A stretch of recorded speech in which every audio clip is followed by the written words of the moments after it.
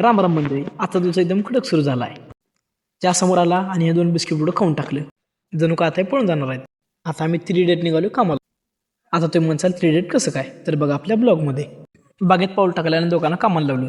हा आहे विपुल आणि दुसरा आहे संभव. ह्या दोघांची कशी पळापळ चालू आहे बघा. आता दोघांना कामाला लावून मी बसलो कॅमेरा पकडून.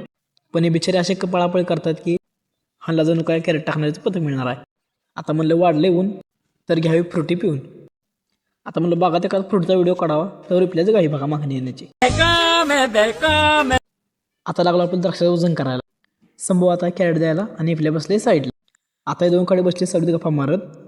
मला वाटलं दमली असतील म्हणून प्रेमान द्राक्षी खाली विचारलं तरी दोघं बी नखरे करतायत. थोडं बाहेर वाऱ्याला गेलो आणि परत येऊन बघतो तर काय